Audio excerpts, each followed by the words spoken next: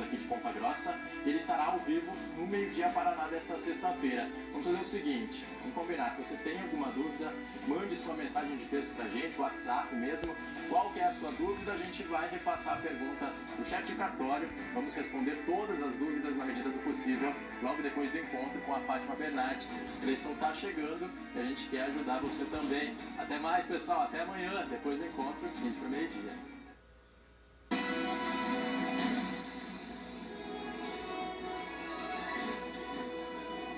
Estamos de volta ao debate entre os candidatos à presidência e enquanto a plateia faz silêncio e se senta de volta, cada um no seu lugar, eu quero pedir a todos os candidatos que se lembrem de que aqui no púlpito tem uma marca cinza que serve de referência para os senhores para que se centralizem sempre.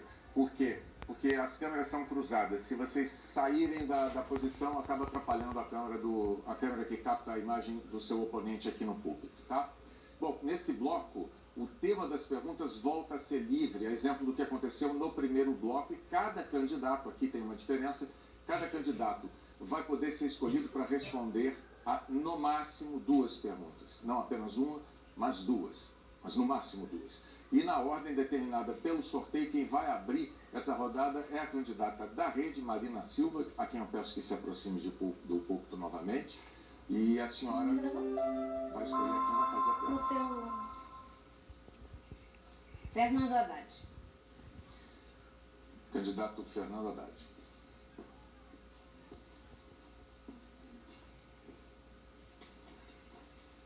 Eu iria fazer essa pergunta também para o candidato Bolsonaro, que mais uma vez amarelou, deu uma entrevista na Record e não está aqui debatendo conosco. E a pergunta é, nós temos um país... Só um minuto, candidato, eu vou parar o relógio. Eu vou pedir que não se manifestem, porque, como eu disse na abertura do programa, isso atrapalha muito para quem está em casa, não é possível escutar a pergunta. Por favor, o seu tempo, eu vou lhe conceder um tempo adicional para a pergunta. Eu iria fazer essa pergunta para o candidato Bolsonaro, mas como ele mais uma vez amarelou, deu uma entrevista para a Record e não veio aqui debater conosco. Nós temos hoje uma situação em que 25% está votando porque não quer o Bolsonaro. 25% vota porque não quer o candidato do PT, que é você. 50% não quer nenhum dos dois.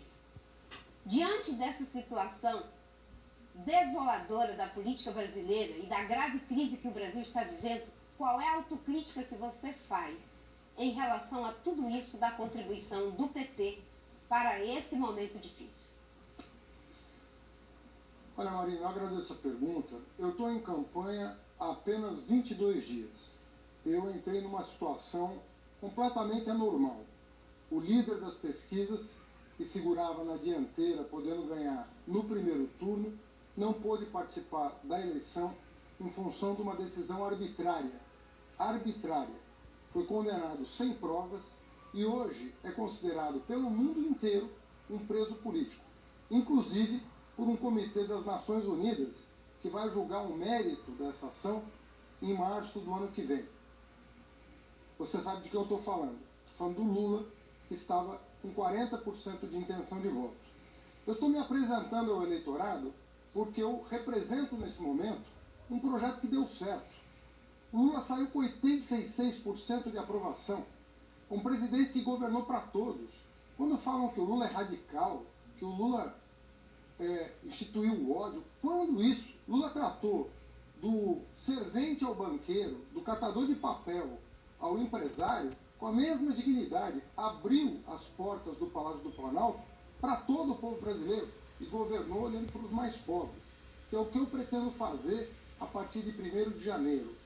Reabrir o Palácio do Planalto para todos os brasileiros, de preferência para aqueles que mais precisam da ação do Estado. Essa é a minha formação de professor e esse é o meu valor maior. É lamentável que você não reconheça nenhum dos erros. Abriu o palácio para os pobres, mas o Bolsa Empresário, só no BNDES, foi 1 trilhão para meia dúzia.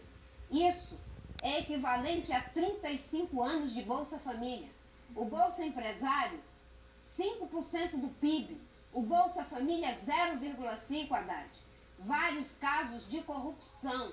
Você tem agora a oportunidade de olhar para o povo brasileiro e reconhecer os erros e você não faz.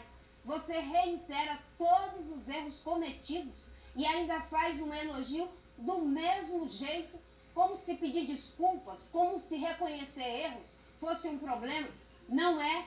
Quando a gente está diante de uma crise como essa que nós estamos vivendo, a gente tem que pensar em um projeto de país, não é em projeto de poder. O Brasil está à beira de ir para um esgarçamento sem volta entre a sua candidatura e do Bolsonaro. É preciso pôr um termo em tudo isso. Candidato. Marina, você não está sendo correta, você não está sendo fiel à verdade. Eu dou entrevistas reconhecendo ajustes que precisam ser feitos, reconhecendo erros que foram cometidos, mas eu não vou jogar a criança com a água do banho. Eu sei o que foram os 12 anos do governo do PT, eu sei o que for gerar 20 milhões de empregos e eu tenho duas obsessões na vida, só duas. Eu vivo de salário, Marina. Eu sou professor universitário. Eu e minha esposa, com quem eu sou casado há 30 anos. Eu tenho ética, eu tenho uma história, eu tenho uma vida pública sem nenhum reparo. Posso te garantir isso. Estou olhando aqui no olho do eleitor dizendo, não existe nada que não seja na minha vida produziu bem, trabalho e educação. Eu, como ministro da Educação, ofereci todas as oportunidades que eu podia. Trabalhava 18 horas por dia para abrir as portas das universidades para os pobres. Vou fazer agora em relação ao trabalhador desempregado. A senhora tem direito a... Ah, não, perdão. Desculpe. Os dois podem sair. Segundo erro da noite, eu vou estar fazendo aqui o meu próprio ranking candidato. Da jornalista. Mas a culpa é só minha, não é dos jornalistas como um todo, eu assumo essa culpa aqui. Candidato Meirelles, eu peço ao senhor que se aproxime, pelo sorteio ao senhor o próximo. O senhor só precisa escolher a quem vai fazer a pergunta, tema livre, lembrando. Vamos fazer uma pergunta ao candidato Ciro Gomes. Agora fui eu. O senhor pode guardar também o microfone no bolso. Para quem veio no debate da outra vez com a sonda pendurada na perna, isso aqui não é nada. Ciro, 7 milhões de crianças no Brasil estão em idade de ir para a creche e não podem ir porque não tem uma creche pública perto da casa da família e o pai e a mãe precisam de trabalhar.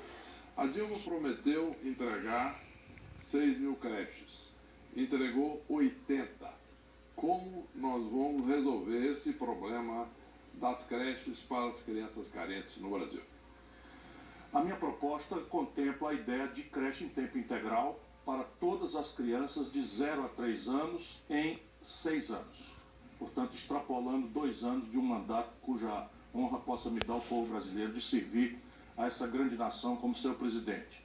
Mas aquela outra demanda das crianças de 3 a 6 são mais ou menos dos 2 milhões e 300 mil, dá para resolver no primeiro mandato, e esse está, enfim, está com esse compromisso no meu programa de governo. Isso é uma razão bastante, porque as ciências modernas afirmam que é na primeira infância, ali no 0 a 3 anos, que se formam as aptidões das crianças. Só agora se descobriu que se a criança não tiver a devida alimentação, o devido processo de socialização, de carinho, de estimulação neurohormonal, em todas aquelas condições, nutrição, fisioterapia, atenção médico-odontológica, ela pode se comprometer para o resto da vida. Portanto, isso não pode mais ser adiado, por esta razão mesma de darmos às crianças dos filhos dos trabalhadores que não podem pagar a creche uma condição de implementar as suas melhores aptidões, e nós temos então uma geração de brasileiros ainda mais forte, ainda mais trabalhadora, ainda mais culturalmente criativa. E é um drama grave, com 13 milhões e 700 mil pessoas desempregadas e com 32 milhões e 200 mil pessoas na informalidade, é preciso garantir que as crianças estejam protegidas, alimentadas, para que a mulher brasileira vá à luta, que não está fácil para ninguém.